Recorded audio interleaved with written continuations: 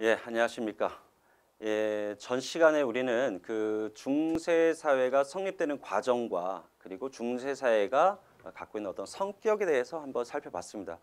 예, 이번 시간에는 이제 태조부터 문종까지 어떤 국가의 기틀이 확립되는 과정, 예, 각 왕별로 어떤 업적을 중심으로 해서 국가의 기틀, 고려의 기틀이 성립되는 과정, 그리고 그렇게 해서 성립된 중앙 정치 조직, 그리고 지방 행정 제도, 그리고 군사 제도까지 한번 살펴보겠습니다. 예, 내용이 좀 많습니다. 내용이 많기 때문에 좀 집중력이 좀 흐려질 수가 있는데요. 예, 조금 기운 내시고 좀 집중력 있게 봐주시기 바랍니다. 자, 먼저 고려라는 나라를 보면은요, 예, 바로 호족들에 의해서 건국된 나라입니다. 예, 왕건도 호족이죠. 예, 왕건도 호족입니다. 호족 출신이었던 왕건이 예, 나라를 건국했고요. 건국 초기에 대호족들은 중앙으로 진출을 해요. 중앙으로 진출을 해서 점차 고위 관직을 독점하게 되고 그들이 바로 문벌 귀족으로 성립이 되죠. 예, 문벌 귀족. 그리고 모든 호족들이 중앙으로 진출했던 건 아닙니다. 예, 모든 호족들이 중앙으로 진출한 건 아니고 군소 호족들은 예, 지방에 이렇게 남아 있죠. 따라서 왕건은 고려 건국 초기에 이 호족들을 자극하지 않기 위해서 지방에 지방관을 파견하지 못합니다. 물론 관리가 부족했기 때문에 아직 나라의 어떤 틀이 잡히지 않았기 때문에 지방관을 파견하지 못하는 것도 있었지만 바로 지방 세력인 호족들을 자극하지 않기 위해서 또 지방관을 파견하지 못한 부분도 있습니다.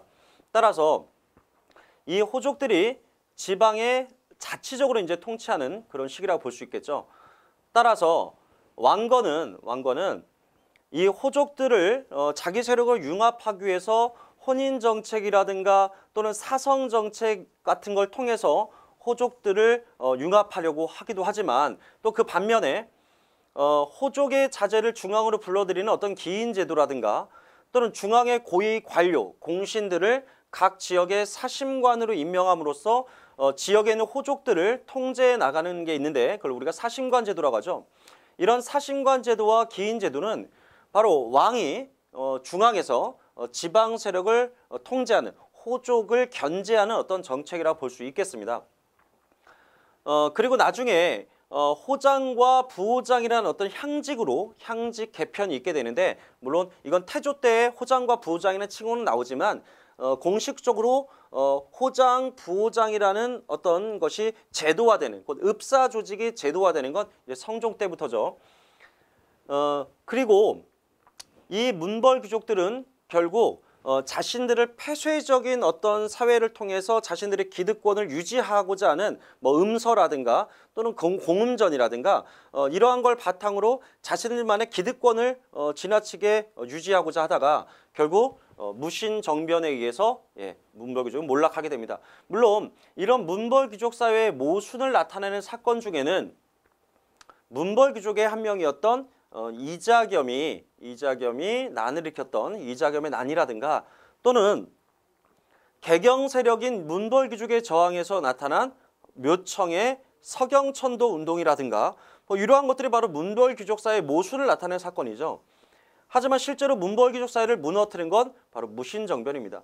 한 100년 정도 예, 무신들에 의한 예, 권력이 예, 유지되는 시기, 바로 무신정권기가 존재했었고요. 그리고 원나라의 간섭을 받는 시기, 바로 원간섭기라고 하죠. 예, 강화로 천도에서 몽고와 항쟁을 하다가 강화도에서 무신정권이 몰락하고 다시 원종 때 개경으로 환도하면서 예, 원나라의 간섭을 받기 시작하는데 그 시기의 지배 세력은 이제 권문세족입니다. 예, 권문세족은 그 성격이 출신 성분에 따른 성격이 다양하죠. 예를 들면 뭐 문벌귀족 출신도 있고 예, 무신 출신도 있고 요 시기에 새롭게 등장한 가문도 있고 좀 다양합니다. 하지만 이 권문세족들은 음서를 통해서 주로 관직을 독점하고요. 또 당시 최고의 관청이었던 도평의사사를 장악하고 뿐만 아니라 이들은 정방이라는 예, 무신정권 때 최후가 설치했던 인사행정기관인 정방을 통해서 어떤 인사권을 독점하고 있었는데 이들에 대항해서 이제 신진사대부들이 등장합니다. 예, 조선을 건국한 세력이죠. 자, 이 신진사대부들은 그 뿌리가 어디 있냐면 바로 지방의 호족들이 성종 이후로 향직이 개편되고 이제 향리가 되었는데 이 향리의 자제들이 주로 과거를 통해서 중앙으로 진출했을 때 그들이 이제 대부분 신지사대부입니다. 예를 들어 뭐 권무세족과 비교해 본다면 이들은 성리학을 수용한 세력이고 지방의 중소지주로서 좀 더 진보적이고 개혁적인 성향을 갖고 있죠. 이들이 나중에 신흥 무인 세력인 이성계 세력과 손을 잡고 결국 권무세족을 무너뜨린 후에 바로 조선을 건국합니다. 물론 이 과정에서 신지사대부는 급진파와 온건파로 나눠져서 이 급진파가 조선을 건국한 훈구 세력이 되고 이런 온건 세력들은 지방으로 낙향을 해서 지방 세력인 사림으로 연결이 되는데 이것은 나중에 한번 하도록 하고요. 지금 저희가 간단히 살펴본 것은 고려라는 사회가 지배층을 중심으로 어떻게 변천되어 갔는지 간단히 살펴봤습니다. 자, 태조 왕건부터 그 업적을 하나씩 한번 살펴보겠습니다. 일단 첫째, 태조는 북진 정책을 추진합니다. 나라 이름 자체가 고려죠. 고려, 바로 고구려 계승 의지를 아주 강하게 피력하고 있고요. 연호를 독자적으로 천수라는 연호를 사용함으로써 바로 중국 세력과 대등함을 대외적으로 천명했다고 볼 수 있겠습니다. 이러한 북진 정책과 관련해서 서경을 매우 중시 여겼는데요. 예를 들면 태조 왕건이 남겨놓은 역대 왕들에게 후대 왕들에게 교훈으로 삼을 만한 어떤 내용이었던 훈요 10조에 보면은 바로 이 서경을 매우 중시 여기고 있음을 알 수 있습니다. 그러니까 왕들이 1년에 일정 기간을 서경에 머물러야 한다거나 이러한 서경을 어떤 북진 정책의 어떤 전초기지로 삼으려고 했다는 걸 알 수가 있습니다. 따라서 태조 말년에 그러니까 고려 건국 초기에 이미 고려는 그 국경이 청천강에서 영흥만으로 확장됐습니다. 그 이전에 신라의 국경은 대동강에서 원산만이었었죠. 하지만 청천강에서 영흥만까지 영토가 이미 북진 정토에서 확장됐음을 확인해 볼 수가 있겠고요. 또한 거란과 고려와의 관계를 통해서도 우리가 태조 왕건의 어떤 북진 정책에 대한 의지를 좀 알아볼 수가 있습니다. 거란은 왕건에게 후삼국 통일에 대한 어떤 고려 건국에 대한 어떤 축하의 의미로 낙타를 선물로 보낸 적이 있는데 왕건은 이 낙타를 만부교라는 다리에다 묶어놓고 굶겨 죽입니다. 발해를 멸망한 형제국이었던 발해를 멸망한 거란에 대한 어떤 적대감이라고 볼 수 있는데요. 특히 이 거란은 훈요 10조에서 어떤 짐승의 나라, 금수의 나라로 표현하면서 절대로 그들과 친교를 맺지 말아야 된다는 그러한 강력한 의지가 나타나기도 하는데요. 이것은 바로 거란과 이런 관계, 적대적인 관계는 발해에 대한 어떤 형제국으로서의 의리라고 볼 수도 있겠습니다. 발해의 유민을 적극적으로 포용했다라고 하는 건 전 시간에도 얘기를 했었죠. 1927년에 발해가 멸망하게 되고 발해의 왕자 대광현을 고려가 포용하게 됩니다. 특히 이 아까 말씀드린 낙타를 굶겨 죽인 사건, 바로 이 만부교 사건이 고려의 북진 정책을 보여주는 가장 대표적인 어떤 사례라고 볼 수 있겠습니다. 자, 또한 왕건은 고려의 어떤 건국 세력인 어떤 호족, 바로 이 호족들을, 지방 호족들을 어떻게 포섭하느냐에 따라서 건국 초기에 나라의 기틀을 확립하느냐 또는 그렇지 못하느냐가 달려있기 때문에 호족들에 대한 어떤 융합 정책에 대단히 어떤 그 많은 제도를 통해서 호족 융합에 대한 어떤 정책을 강화하게 됩니다. 크게 보면 회유책과 그 다음에 견제책으로 볼 수 있는데 먼저 회유책을 보시게 되면 결혼 정책을 들 수 있습니다. 혼인 정책이라고 하죠. 지방 각 지역의 어떤 유력한 호족 세력들과 인척 관계를 맺음으로써 그들과 가족 관계가 되는 거죠. 가족 관계가 예를 들면 그걸 우리가 의제 가족이라고 부르는데, 그러니까 제도를 통한 어떤 가족, 그건 사성 정책하고도 물론 연결이 됩니다. 이렇게 해서 왕건은 비가 6명, 빈이 23명. 자, 이것은 훗날 아주 큰 심각한 문제를 가져오겠죠. 이렇게 비와 빈이 많다는 건 그의 후손들이 많다는 걸 의미하고 나중에 왕건이 죽었을 때, 왕건이 죽은 이후에 이 수많은 후손들의 그리고 이 후손들을 뒤에서 뒷받치고 있는 이 호족들에 의한 아주 심각한 왕위 다툼이 아주 심각하게 벌어질 것을 우리가 예상해 볼 수 있겠습니다. 그래서 해종이라든가 정종이라든가 그리고 왕권 강화를 추진했던 광종조차도 바로 이런 왕위 다툼의 과정에서 모두 죽임을 당하게 되죠. 자, 결혼 정책과 함께 대표적인 회유책으로 사성 정책을 볼 수가 있겠는데요. 사자는 줄사자입니다. 그러니까 성을 내려주는 정책인데 개국 공신 또는 국가에 일정한 훈이 있는 자, 국가에 일정한 공을 세운 자에게는 이제 왕씨성을 부여합니다. 뭐 예를 들면 강릉의 장군이었던 김순식이 왕순식이 된다거나 청주의 호족이었던 이가도가 왕가도가 된다거나 이렇게 왕씨성을 갖는다는 건 왕건과 혈연적으로 물론 실제 같은 핏줄을 이어받은 후손은 아니지만 법적으로 제도적으로 같은 친족이 되는 거기 때문에 당연히 왕권의 안정에 크게 기여할 수 있는 제도가 될 수가 있습니다. 또한 호족의 지방 자치를 이제 허용하게 되는 건데요. 이거는 아까 말씀드린 것처럼 지방의 자치 세력인 호족들을 자극하지 않으려는 목적도 있고 또 건국 초기에 모든 곳에 지방관을 파견할 만한 어떤 국가의 여력이 좀 부족했기 때문이라고 볼 수 있겠습니다. 그래서 호장과 부호장의 향직을 수여한다. 다만 여기서 조심해야 될 것은 호장과 부호장제라고 하는 어떤 향직제, 한마디로 읍사 조직이라고 부르는데요. 이거는 조선의 육방 조직과 비교할 수가 있어요.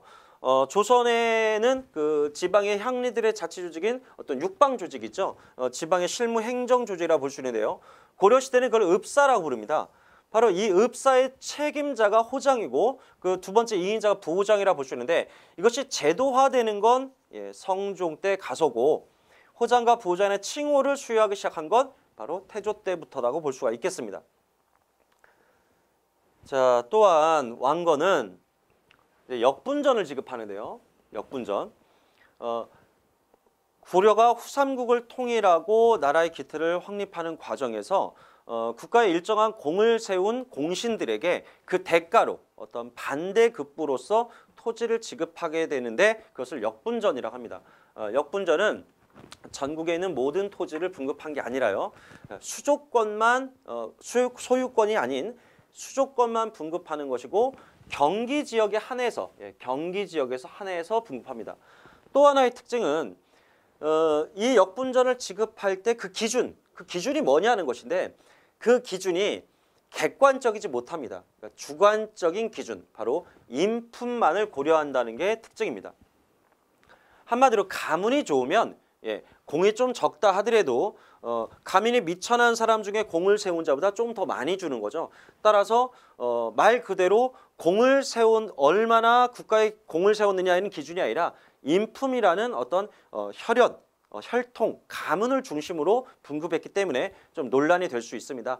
나중에 이 역분전의 이러한 문제점을 이제 극복하고자 생겨난 게 전식과고요. 그래서 전식과는 처음 시정전식과에서는 바로 인품과 함께 관품을 고려하게 되고 그다음 개정전식과에서는 아예 인품을 빼고 아주 객관적인 관품만 고려하게 되죠. 마지막 경정전식과에서는 어떤 이 전식과 제도가 갖고 있었던 여러 가지 문제점과 한계점을 극복하면서 이제 완성이 되는 그런 시점이 경정전식과라고 볼 수 있겠죠. 어쨌든 역분전은 인품을 고려한다는 게 특징입니다. 자, 또한 호족과 관련된 정책 중에 이제 회유가 아닌 견제책을 보시게 되면 첫째 기인제도. 기인제도는 지방 호족의 자제 중에 호족을 견제하기 위해서 호족의 자제 중에 한 명을 중앙인 개경으로 불러들여서 인질로 삼는 제도입니다. 인질로. 이것은 신라시대의 상수리 제도와 유사하다고 볼 수가 있고요. 하지만 나중에 이것은 문종 때 가서 기인선상법이라는 게 만들어져요. 기인선상법. 이 기인선상법은 이제 호족의 자제가 아니라 지방에서 30에서 한 40대의 어떤 한 인물을 지방의 어떤 향리라든가 요 한 인물을 중앙으로 보내서 어떤 중앙과 지방을 연락하는, 특히 공납과 관련된 업무를 연락하도록 하는 그러한 제도를 기인선상법이라 하는데, 한마디로 인질적 성격이 사라진 거죠. 문종 때 가면 기인 제도의 인질적 성격이 사라지는데 그걸 기인선상법이라 하고요. 이것은 조선시대로 가게 되면 조선시대의 경절의 제도와 또 유사하다고 볼 수 있겠습니다. 이거는 조선사회를 하면서 다시 한번 얘기할게요. 자, 두 번째, 호족을 견제하는 두 번째 정책이 이제 사심관 제도인데요.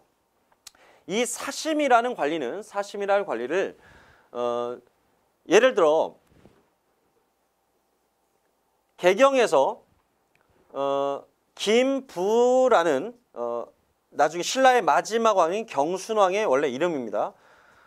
경순왕은 비록 나라가 망하긴 했지만 요 신라 지역에서, 특히 신라의 수도인 경주 지역에서는 아직도 막강한 어떤 영향력을 행사하는 인물이라고 볼 수 있겠죠. 따라서 이 김부가 개경에 머물고 있지만 이 김부를 이 지역, 경주 지역의 사심관으로 임명함으로써 이 지역의 호족들을 통제해 나갈 수가 있다는 거죠.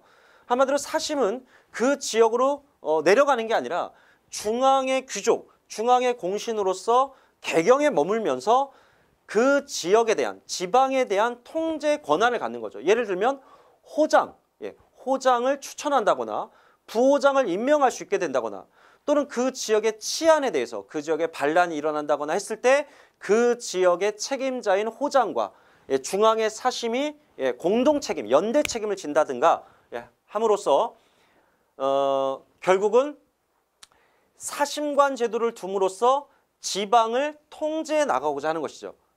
다시 말씀드리지만 사심은 지방관으로 파견되는 게 아니라 중앙에 있지만 중앙에 머물면서 지방을 통제하는 관리다.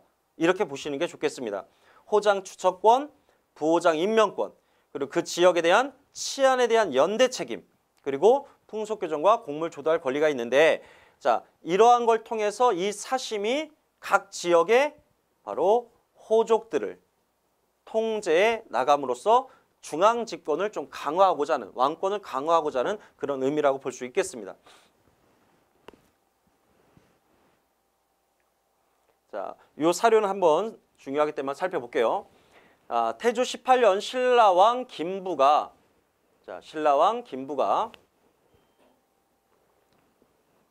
항복을 해오자 신라국을 없애고 경주를 하였다. 김부로 하여금 경주의 사심이 되어 부호장 이하의 임명을 맡겼다. 호장은 추천할 수가 있고 부호장은 임명할 수 있는 권한이 있죠. 이 사심에게. 이에 여러 공신이 이를 본받아 각기 자기 출신 지역의 사심이 되었다. 하지만 이 사심이 그 지역으로 내려가는 건 아닙니다. 바로 여기서 이 사심관이 비롯됐는데, 여기서 이제 조금 더 심화된 얘기를 한다면, 이 사심관 제도는 조선 사회에 가서 지방 양반들의 자치기관인 유향소, 향청이라고도 하죠. 이 유향소와 그리고 이 유향소를 중앙에서 통제하는 경제소가 있는데요. 이 두 개의 제도로 분화가 되는 거죠. 자, 다시 말하면 조선 사회의 양반 자치기관인 유향소와 또 이 유향소를 통제하는 중앙기관인 경제소는 이 고려시대의 사심관이 분화된 것이다. 이렇게 이해하시는 게 좋겠습니다. 자, 지금 우리가 태조 왕건의 정책들을 지금 정리하고 있는데요. 북진 정책을 했고요. 그다음 호족 융합 정책. 세 번째 애민 정책입니다. 그 애민 정책의 가장 대표적인 게 바로 취민 유도 정책인데요. 아까 말씀드렸습니다. 취민, 백성들에게 수치를 할 때, 뭔가 세금을 거둘 때는 일정한 법도에 따라야 된다라는 것인데요. 일단 조세현을 10분의 1로 세금의 양을 대략 10분의 1로 규정을 했고요. 자, 또한 토지를 비옥도에 따라서 세 등급으로 나눠서 이제 수치를 합니다. 그리고 흑창을 설치했는데요. 이 흑창은 바로 고구려에서 처음 실시됐던 진대법, 고국 천황 때 실시했던 이 진대법이 고려시대의 흑창이다 이렇게 보시면 되고요. 성종 때 가면 이 흑창이 의창으로 통합이 되고요. 이 의창은 전국 각 주에 하나씩 설치가 됩니다. 예, 조선시대는 환곡이 되고요. 또한 통일전쟁 중에, 그러니까 삼국 통일하는 과정에서, 후삼국 통일이죠. 후삼국을 통일하는 과정에서 억울하게 노비가 된 자들의 신분을 회복시켰다. 자, 그리고 왕건은 여러 사상을, 그러니까 어떤 특정 사상보다는 고려를 건국하는 데 활용되어 왔던, 또는 고려 건국의 뒷받침이 되었던 어떤 사상들을 어떤 융합적으로 중시 여깁니다. 불교 중에도 선종, 그 다음에 유교, 그리고 풍수지리 등 이러한 것들을 모두 강조하게 됩니다. 먼저 숭불정책, 불교를 숭상하는 이런 정책을 보시면 훈요 10조에서 연등회와 팔관회를 장려해라, 이런 것을 명시해 놨고요. 물론 이 연등회와 팔관회는 성종 때 최승로의 건의로 일시적으로 폐지되기도 합니다. 하지만 그 이후에 다시 연등회와 팔관회가 다시 실시돼서 고려가 지속적으로 행사를 해왔기 때문에 고려는 바로 불교 국가다. 그 불교 국가를 상징하는 행사가 바로 연등회와 팔관회라고 볼 수 있겠습니다. 또한 개경에 법왕사, 흥국사, 개태사 등의 사찰을 건립했는데 이것은 풍수지리하고도 관련이 있어요. 풍수지리에 따르면은 땅의 기운이 약한 곳에 어떤 사원, 사찰 같은 걸 건립함으로써 그 땅의 기운을 좀 보완해 줄 수 있다라는 그러한 사상이 있어요. 그런 사찰을 우리가 비보사찰이라고 하는데 그런 비보사찰의 의미로서 이러한 사찰들이 건립이 되고요. 이 신라 말에 풍수지를 체계화시켰던 이 도선이 주장했던 바로 송악길지설, 당연히 송악의 근거지를 두고 있었던 이 왕건에게는 대단히 큰 도움이 됐던 사상이었죠. 따라서 송악길지설, 훗날 또 서경길지설 등의 바로 이 풍수지리가 모두 연관이 되어 있습니다. 그래서 나중에 묘청이 서경천도 운동을 한다거나 훗날 이성계가 조선을 건국하면서 한양길지설을 주장하게 되는 것 모두 이 풍수지리와 관련이 있다고 볼 수 있겠습니다. 자, 훈요 10조 내용이 지나갔는데 꼼꼼히 한번 살펴보셔야 됩니다. 자, 이제 2대 왕, 이 두 번째 왕인 해종. 일단 아까 말씀드렸다시피 왕건은 혼인 정책을 통해서 무려 부인이 29명이었습니다. 그죠? 29명. 그래서 왕건이 죽고 나면 그 후손들에 의한 왕위 다툼이 매우 심각하게 벌어진다고 했는데 바로 해종 때는 개국 공신들의 권력이 강화되면서 자연스럽게 왕권이 약화됩니다. 왕권이 약화되면서 이런 전국이 불안정하게 되고 결국은 이 과정에서 왕이 시해되는 경우가 많죠. 해종 때 대표적인 난으로 이제 왕규의 난을 들 수가 있습니다. 자, 왕규는 광주 지역의 외척입니다. 외척. 광주 지역의 호족이고 바로 외척이었던 왕규는 자기 외손자를 왕으로 옹립하기 위해서 결국 반란을 일으키게 되는데요. 이때 해종의 동생이었던 요와 서경 지역, 평양의 서경 지역의 군권을 장악했던 왕식념이 이 왕규의 난을 진압하고 결국 새로운 왕을 옹립하게 됩니다. 바로 요죠. 해종의 이복동생 요와 왕식념이 이 왕규의 난을 진압하고 결국 이 요가 왕이 되는데 그가 바로 정종입니다. 그래서 해종 시기에는 뭐 딱히 다른 거 기억하실 게 없고요. 그냥 왕규의 난이 일어났고 이 왕규의 난이 일어나는 것은 전체적인 어떤 큰 틀에서 보면 태조 사후 이후 어떤 왕위 다툼의 과정에서 일어난 반란 중에 하나다. 이렇게 보시면 되겠네요. 자, 이렇게 왕규의 난을 진압하고 왕식념 세력을 바탕으로 왕이 된 정종. 이 정종은 일단 광군을 편성합니다. 광군. 광군은 거란의 침략에 대비해서 만든 군대인데 청천각에 배치가 됐죠. 이 광군의 성격은 호족 연합군이다 이렇게 볼 수가 있겠네요. 왜냐하면 고려는 건국 초기에 국가의 공식적인 대규모 군제를 편제하지 못했습니다. 따라서 거란의 침략을 예상하고 대규모의 군대가 필요한 시점에서 각 호족들이 거느리고 있던 이 사병들을 모아서 하나의 군제로 편제가 됐는데 그것을 우리가 광군이라고 하고요. 따라 광군은 최초의 전국적인 어떤 군사 조직이긴 하지만 그 성격만 놓고 본다면 어떤 호족 연합군의 성격이 있다 이렇게 볼 수 있겠습니다. 예, 이러한 광군을 통제하는 어떤 관청은 바로 광군사라고 부릅니다. 자, 또한 정종 때는 이렇게 왕위 다툼을 통해서 자기 이복형인 해종이 죽고 물론 자기가 죽였지만 해종이 죽고 왕이 된 정종은 자기 또한 이러한 반란에 의해서 또 죽임을 당할 수 있다라고 생각을 하죠. 따라서 이런 호족 세력들을 누를 수 있는 가장 확실한 방법 중에 하나는 바로 개경을 벗어나서 다른 지역으로 수도를 옮기는 거죠. 수도를 옮김으로써 이 지역, 개경을 기반으로 하는 세력들을 위축시킬 수 있다고 이제 생각을 했습니다. 따라서 서경천도를 계획했지만 결국 많은 어떤 고위 관료와 어떤 호족들의 반발로 실행에 옮겨지지는 못합니다.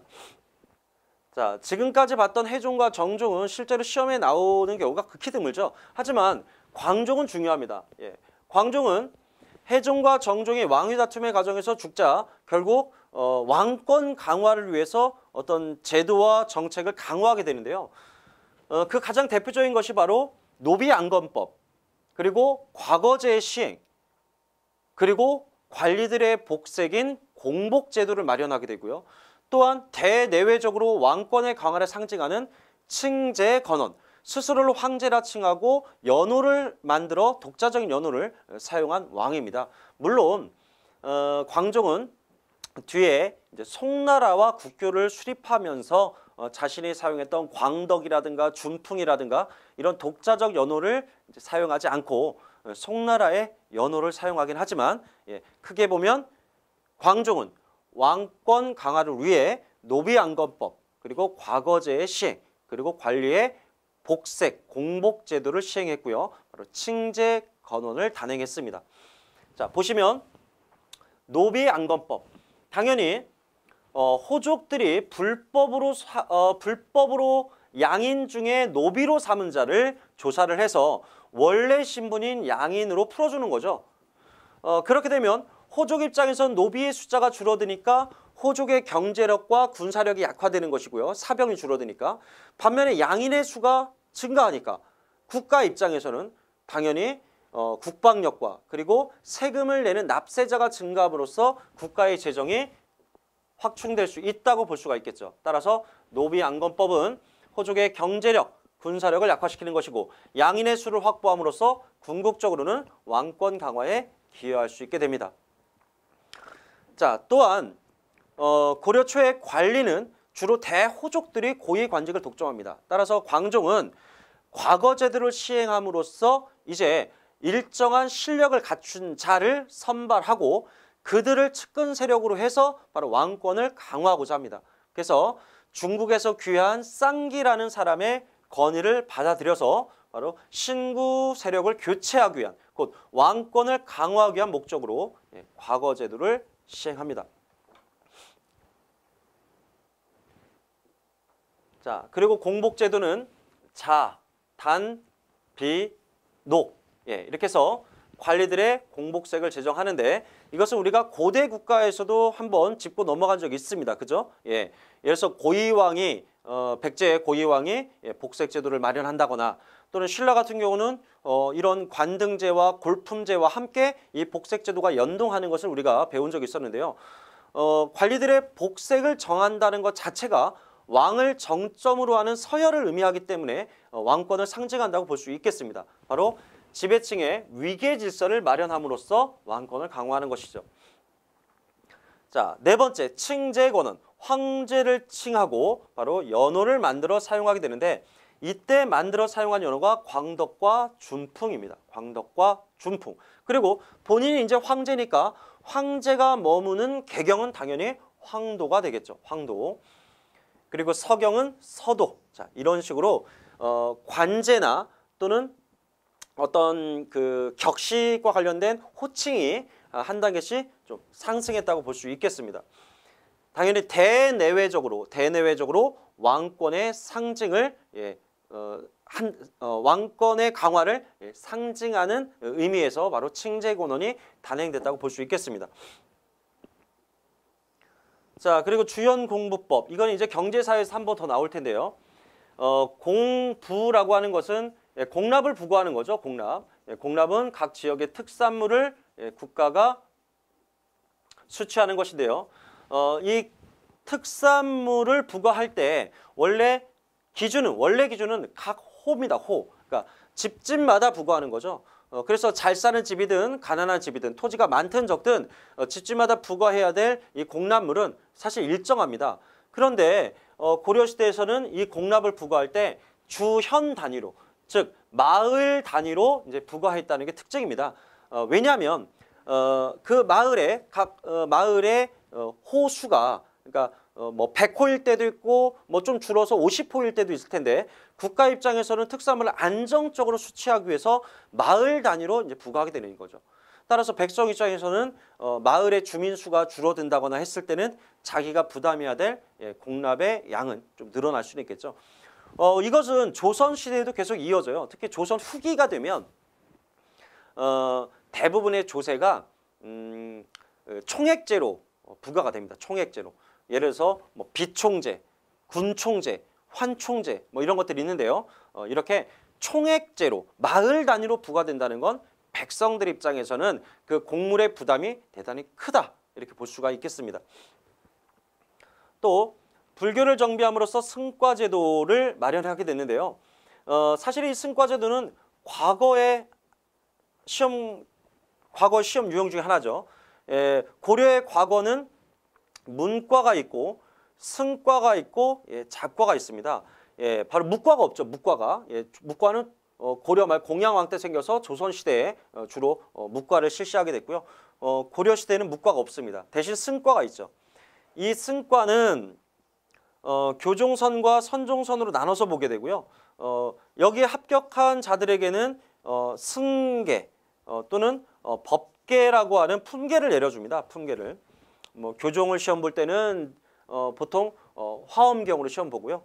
선종 스님들이 과거 시험을 볼 때는 주로 전등록이라는 것을 바탕으로 이제 시험을 보는데, 중요한 것은 승계와 법계를 내려줌으로써 승려들에게도 한마디로 일정한 품계를 주었다, 이렇게 볼 수가 있겠습니다.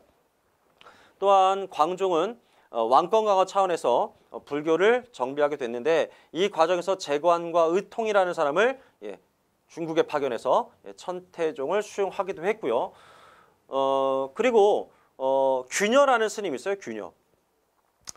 이 균여라는 스님으로 알고는 이 귀법사라는 이 사찰을 통해서 바로 화엄종을 바탕으로 하는 교종의 통합을 시도하기도 했습니다. 물론 실패했죠. 광종이 독살당하면서 결국 이러한 모든 노력은 실패했지만, 중요한 것은 다시 말씀드리지만 불교의 정비조차도 결국 목적이 왕권 강화에 있었다는 것을 기억하셔야 됩니다. 자, 그리고 제위보. 고려 사회는 뒤에 이렇게 보자가 붙는 게 맞습니다. 학보 또는 불보, 제위보, 이렇게 보자가 붙는 것은 일종의 재단으로 보시면 돼요. 재단. 우리가 어떠한 사업을 벌이기 위해서, 뭐 예를 들어서 장학사업이다, 학생들에게 장학을 주기 위한 장학사업이다라고 하면은 일단 원금이 있을 것이고요.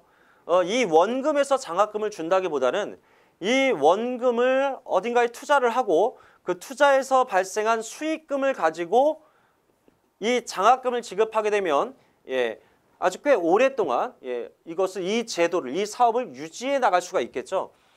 따라서 일종의 제위보는 귀족들이 어떠한 사업을 하기 위해서 기금을 마련하고 그 기금을 백성들에게 어떤 고리대라든가 이렇게 투자를 하게 되고 거기서 발생하는 수익금을 가지고 원하고자 하는 어떤 사업을 진행하는 거죠. 이때 제위보는 바로 국가가 설치한 것으로서 광종 때 빈민을 구제할 목적으로 설치된 보라고 볼 수 있겠습니다.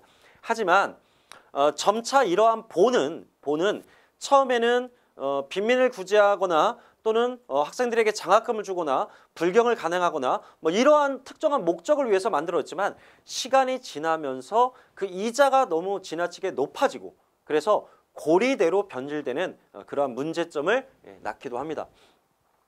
자, 마지막으로 광종 때 마지막으로 보면 송나라와 공식적으로 국교를 맺습니다. 5대 10국을 통일한 중국의 송나라와 광종은 국교를 수립하면서 중국의 연호를 사용합니다. 송나라의 연호를. 따라서 본인이 사용했던 광덕, 준풍이라고 하는 연호는 더 이상 사용하지 않게 됩니다. 자, 광종 이후에 이제 경종이 있는데요. 이 경종 시기는 딱 한 단어만 기억하시면 돼요. 경종 시기는 일단 반동 정치 시기다. 반동 정치 시기다. 그리고 하나 더 추가한다면 전시가가 처음 시작된 시기. 바로 시정 전시가가 시작된 시기입니다. 반동 정치라고 하는 것은 이런 겁니다. 시대의 흐름, 역사의 흐름이라는 것은 한번 한쪽 방향으로 흐르기 시작하면 어떤 특정 인물에 의해서 막을 수 없는 어떤 대세를 이루게 되죠. 큰 흐름을 이루게 됩니다. 막는다고 막아지는 게 아니죠. 하지만 가끔 일부 세력이 또는 특정 인물이 그 역사의 흐름을 거스르고자 하는 어떤 행위를 하게 될 때 우리가 그걸 반동 정치라고 하는데요. 지금 고려는 건국된 이후부터 왕위 다툼의 과정에서 왕권이 약화됐고 또 광종 때부터 호족 세력을 억누르고 이제 왕권을 강화하고자 하는 것이 바로 시대의 흐름이죠. 왕권 강화가. 그런데 경종 때 와서 이게 다시 꺾인 겁니다. 왕권 강화가 반대로 호족들의 권한을 강화시키는 방향으로. 그러니까 반동 정치라 볼 수 있겠죠. 호족과 공신 세력이 다시 강화되었다. 이 과정에서 이제 시정 전식과가 도입되는데요. 자, 이 전식과라고 하는 것은 아까 태조 왕건이 실시했던 역분전과 이제 비교하셔야 돼요. 역분전은 오직 인품만 고려했다. 하지만 전식과는 시정, 개정, 경정 전식과가 있는데 그러니까 경종, 목종, 문종 때 시작이 됐죠. 시정 전식과는 인품과 관품을 모두 고려하고 개정 전식과는 이제 인품을 뺀 오직 관품만 고려하기 때문에 객관적인 제도로 확립이 됩니다.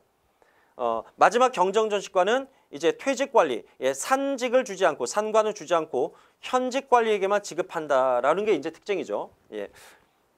자, 이 시정 전식과를 도입한 사람이 바로 경종입니다. 경종. 관등의 인품에 따라 전지와 시지를 지급한다. 그러니까 관등과 인품. 관등은 관품이라고 돼요. 총 18품계가 있죠. 18품계와 인품을 모두 고려하는 것. 하지만 완벽하게 객관적인 제도로 성립됐다고 볼 수가 없겠습니다. 자, 고려의 국가의 기틀이 마련되는 과정에서 가장 중요한 왕은 그러니까 왕권 강화를 위해서 노력한 건 광종 때지만 실제로 중앙정치 조직이나 지방행정 조직이 정비가 되는 시점은 바로 성종 때라고 볼 수가 있겠습니다. 그래서 예를 들면 중앙정치 제도가 성종 때 기틀이 마련돼서 문종 때 완성이 되고요. 지방행정제도 같은 경우는 행정조직 같은 경우는 성종 때 기틀이 마련돼서 바로 현종 때 완성을 보게 됩니다. 자, 성종 첫째, 유교정치 이념이 확립되었다. 특히 신라 육두품 계열의 유학자들이 유교인을 바탕으로 국정을 운영했다라고 했는데 가장 대표적인 인물이 바로 최승록입니다. 최승록은 성종에게 시무 28조와 정적 5조 정적평이라는 걸 제출하게 되는데 먼저 5조 정적평을 보시면 5조는 성종 이전의 고려의 왕들, 바로 태조부터 경종까지의 왕들을 의미하고요. 이들의 업적을 평가하는 내용입니다. 태조를 제외하고 태조 왕건을 제외하고 최승로는 4명의 역대 왕들에 대해서 대단히 비판적인 어떤 입장을 취하게 되는데 그 중에서도 특히 광종에 대한 비판이 가장 강도가 셉니다. 왜냐하면 광종의 가장 큰 틀에서 광종의 어떤 업적은 왕권 강화였죠. 근데 최승로가 추구하고자 하는 정치는 마치 조선 초기에 정도전이 추구했던 것처럼 재상 중심, 곧 귀족 중심의 정치 체제를 선호합니다. 귀족 중심의 정치 체제를 선호했던 최승로는 당연히 제왕적인 통치를 강화하고자 했던 바로 광종의 정책에 대해서는 당연히 비판적인 자세를 가질 수밖에 없습니다. 최승로는 귀족 중심의 정치 이념을 추구한 인물이다.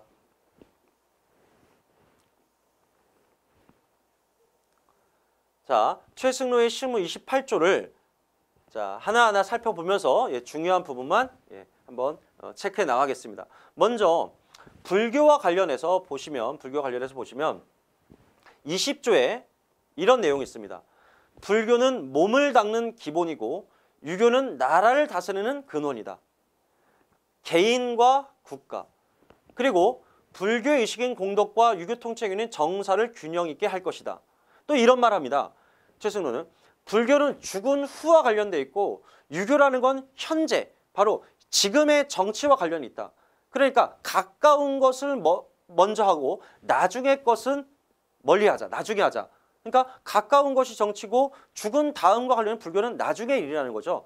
따라서 보다 큰 나라의 일, 그리고 보다 가까운 현재의 일을 중시하기 위해서 바로 유교를 정치 이념으로 활용할 것을 강조한 것이 바로 실무 28조 중 20조의 내용이라고 볼 수 있겠습니다. 또한 사회문제에 보시면은 22조에 자, 노비의 신분을 엄격히 규제해서 미천한 자가 윗사람을 욕하지 않게 할 것이라는 내용이 있어요. 그죠? 광종이 호족 세력을 약화시켜 왕권을 강화하기 위해서 노비 안건법을 통해 노비를 양인으로 풀어준 적이 있었죠. 그런데 그 풀려난 그 양인이 된 노비들 중에서 사회를 혼란스럽게 하는 이런 자들이 등장하자 최승로는 노비 환천법이라고 그래서 노비를 다시 양인이 된 노비를 다시 노비로 천민으로 되돌리는 이러한 정책을 사용합니다. 이 내용을 통해서 노비 환천법이라는 제도도 알 수 있지만 또 하나는 바로 최승로의 개혁안에서 나타나는 특징 중에 하나가 바로 귀족 중심의 사회, 엄격한 신분제 사회임을 또 알 수가 있겠습니다. 자, 그다음 왕실과 관련된 조항들을 보면 왕실을 호위하는 군졸의 수를 줄여야 한다. 왕은 신하를 예로서 대우해야 한다. 자, 이러한 내용을 통해서 왕권 강화보다는 바로 귀족 중심의 정치를 추구했던 최승로의 입장을 또 한 번 확인할 수가 있고요. 자, 외교 문제 11조에 보면 예학을 비롯한 유교 도리는 중국 문물을 본받더라도 의복 등 우리 풍속에 따라야 한다. 의복과 같은 이러한 제도는 바로 우리 풍습을 따라야 된다. 따라서 고려 초에 최승로 같은 어떤 학자들의 성향이 대단히 자주적인 성향을 가지고 있다는 것도 확인해 볼 수가 있겠습니다. 또 연등회, 팔관회의 규모를 줄이고 의식에 사용하는 인형을 만들지 못하게 할 것.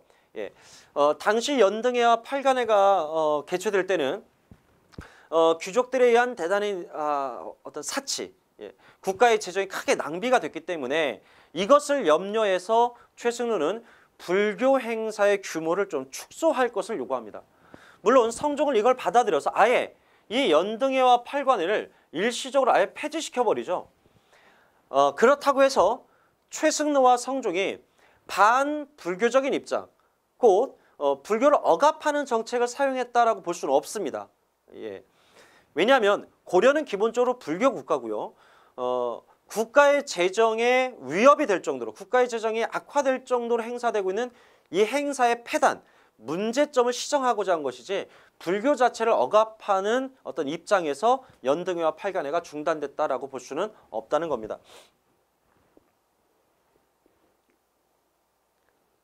자, 그래서 최승로의 실무 28조를 받아들인 성종은 이제 대대적인 어떤 개혁을 하게 되는데 그 개혁은 고려라는 나라의 기본적인 틀, 제도를 구축해 나가는 어떤 과정이라고 볼 수 있겠습니다.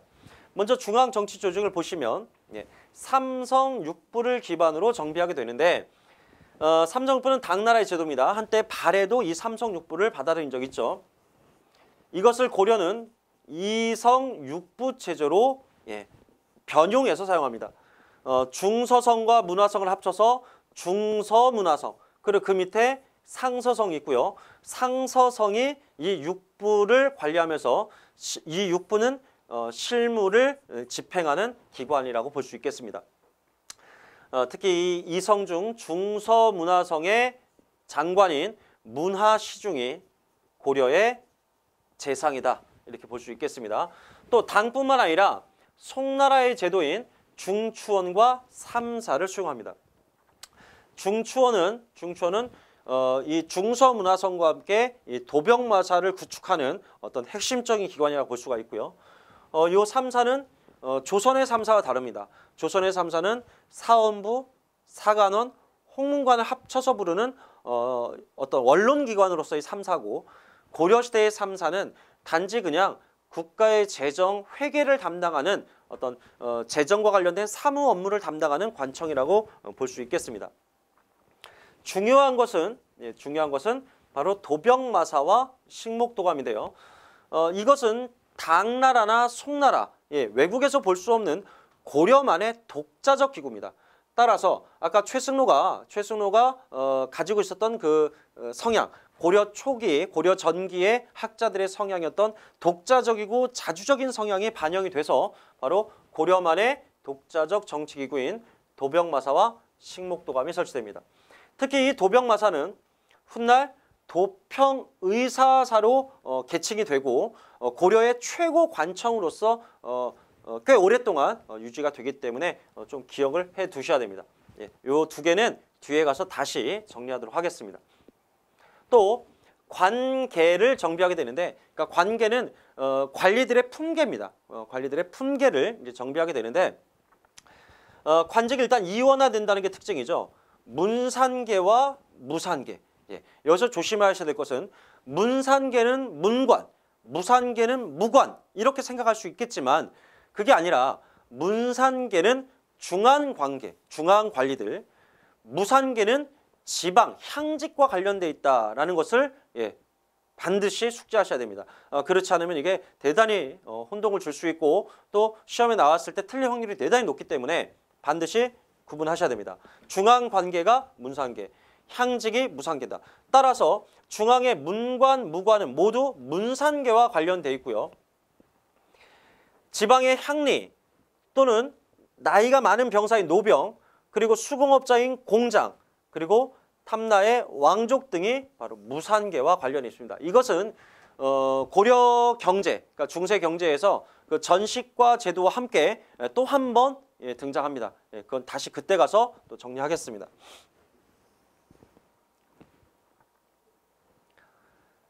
자, 그리고 고려는 이제 무관을 차별했다는 게 특징인데, 예를 들면 두 번째 전식과인 개정전식과에 따르면 문관과 무관 중 문관에게 더 많이 수주권을 분급합니다. 이러한 것들이 무관에 대한 차별이고, 물론 세 번째 전식과인 이 경정전식과가 되면 이 문관과 무관의 어떤 차등이 사라집니다. 거의 대등해지죠. 하지만 전반적으로 보면 고려는 우리가 알고 있는 윤관이나 강감찬 장군도 사실은 문실입니다. 이렇게 고위직의 어떤 무관은 문신으로 임명할 정도로 문관을 우대하고 무신을 천대하는 어떤 숙문, 천무, 숙문, 경무의 어떤 성향이 강한 국가가 고려라고 할 수 있겠습니다. 또한 성종 때는 이제 지방제도가 정비되는데요. 최승로의 건의로 12목을 설치했다. 자, 아까 우리가 그 최승로의 시무 28조에서 한 가지 이제 살펴봐야 되는데 이제 넘어간 게 있네요. 뭐냐면 지방에 외관을 두소서 뭐 이런 말이 나와요. 그러니까 태조 때부터 지방의 관리를 파견하고자 했으나 사정이 여의치 않았다.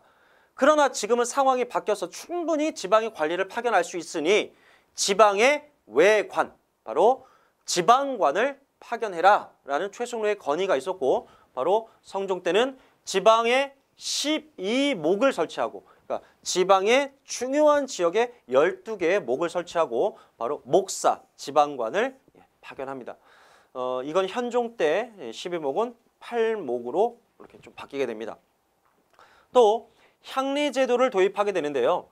아까 호장과 부호장이라는 칭호는 태조 왕건 때 처음 사용했었죠. 하지만 호장과 부호장을 바탕으로 향직을 개편하고 이들이 지방의 실무 행정을 담당하는 바로 읍사 조직이 형성되는 게 바로 이 성종 때라고 볼 수 있겠습니다.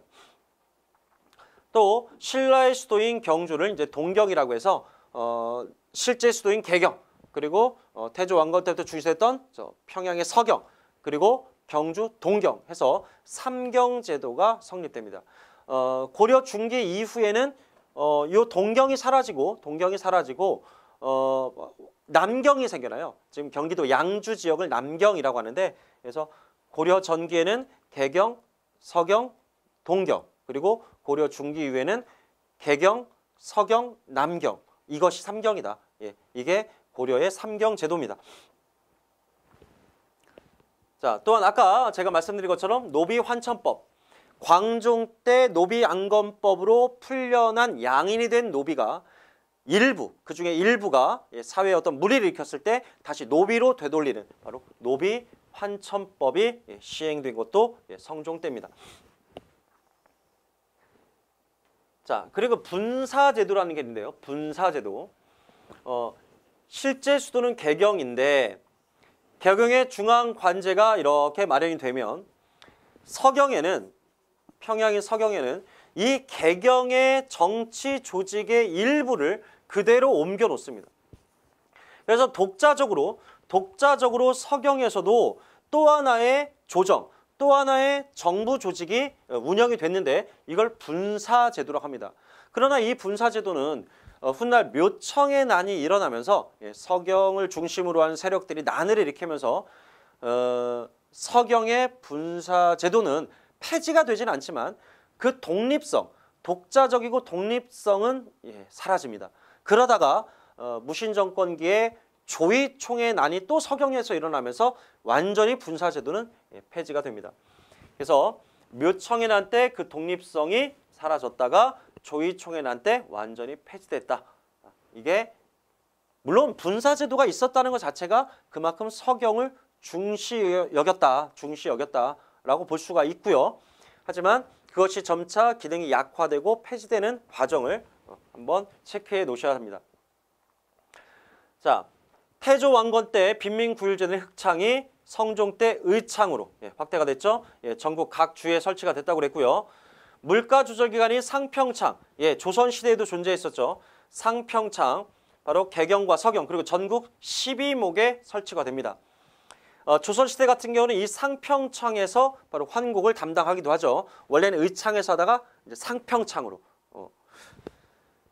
미리 말씀드리면 의창에서 할 때는 이자를 받지 않습니다. 조선시대 얘기하는 거죠. 조선시대의 환곡을 의창에서 담당하면 이자를 받지 않다가 상평창에서 그걸 담당할 때는 원곡의 약 10분의 1을 이자로 받는 것이 이제 특징이라고 볼 수 있겠습니다. 어쨌든 물가 조절 기관입니다. 그다음 재면법, 재앙입니다. 재앙. 그러니까 어떤 가뭄, 홍수가 발생했을 때 그 기간 동안 세금을 일정 기간 면제해주는 법, 바로 빈민들 또는 백성, 농민을 안정시키는 정책의 일환이라고 볼 수 있겠죠. 자, 또 건원중보. 자, 이거 화폐거든요. 건원중보는 우리나라 최초의 철로 만든 화폐, 바로 철전입니다. 우리나라의 어떤 독자적인 최초의 화폐다, 이렇게 볼 수 있는데요. 기존에는 중국 화폐를 주로 사용하거나 아니면 금속 그 자체, 그 덩이 자체를 그대로 화폐로 어떤 가치로 여기기도 합니다. 뭐 예를 들어서 청동이나 뭐 구리 또는 쇠, 금, 은 이런 것들 그냥 무게를 달아서 그 자체가 어떤 하나의 가치로서 거래의 어떤 수단이 되기도 했지만 국가가 주조한 어떤 화폐로서의 최초는 바로 건원중보라고 할 수 있는데요. 중요한 건 유통에 실패했다는 겁니다. 왜냐하면 고려는 자급자족 사회이기 때문에 일반 백성들은 필요한 물건이 있다면 어떤 쌀이나 배나 옷감 같은 이런 실물을 가지고 현물로 그러니까 거래를 합니다. 화폐가 굳이 필요 없죠. 상업이 발달하지 못했고, 따라서 화폐 유통이 실패한 이유는 바로 사회의 성격이 자급자족 사회였기 때문입니다. 자, 이제 문화제도의 개혁에 보면 뭐 이거는 크게 중요하지 않지만 국자감을 설치합니다. 고려의 국립대학이죠. 국자감. 훗날 성균관으로 이름을 바꾸게 됩니다. 공민왕 때요. 국자감은 유학을 가르치는 유학부와 기술을 가르치는 기술학부가 있는데 성균관으로 개칭이 되는 공민왕 때가 되면 기술학부가 사라지고 유학부만 남게 되죠.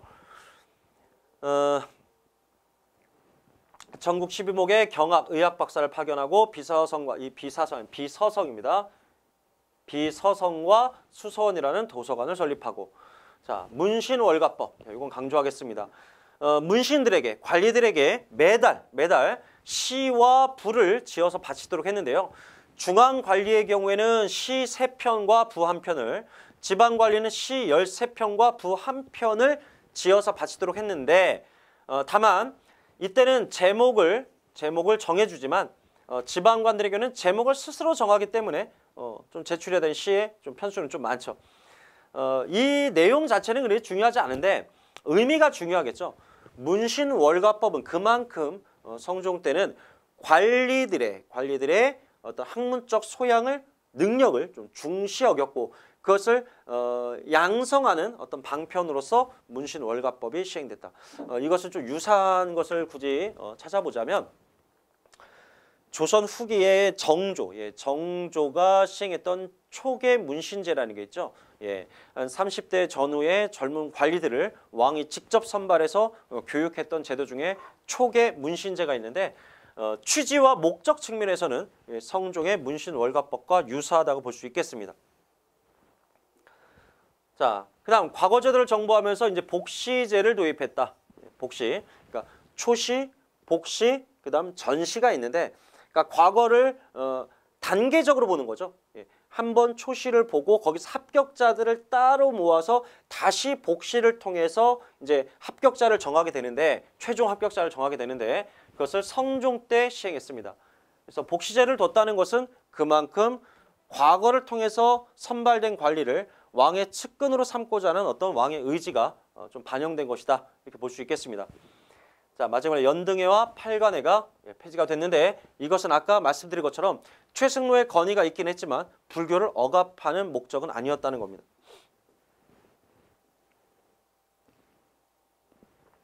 자, 목종. 목종은 두 번째 전식과인 바로 개정전식과를 만든 인물이고요. 개정전식과는 이제 인품이 완전히 빠집니다. 토지를 분급하는 기준으로서의 인품은 사라지고 오직 18단계의 품계만 고려한다는 게 18품 전식과 체제, 이렇게 부르게 되는 이유인 거죠. 자, 관품만 고려한다. 하지만 산관과 현직, 산관은 퇴직자로 볼 수도 있고요. 아니면 과거에 합격한 어떤 품계를 가진 사람, 품계는 가졌지만 실제 맡은 바 직이 없을 때, 맡은 바 직은 없고 품계는 있는 사람을 우리가 산관이라고 보기도 합니다. 그래서 실직에 있는 사람, 진짜로 맡은 바 직을 현직자에게만 이제 토지를 주는 건 경정전식과고요.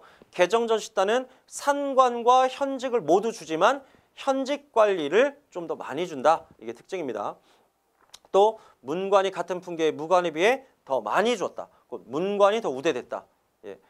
한마디로 군인전을 지급한 거죠. 군인전을. 경정전식과 때는 문관과 무별이 차별이 없어진다는 건 아까 제가 말씀드렸습니다. 자, 이런 목종은요. 목종은 좀 불우한 그 노후를 맞이하게 됩니다. 결국 사약을 먹고 이제 죽게 되죠. 사약을 주지만 거부하다가 사실은 죽임을 당하는데,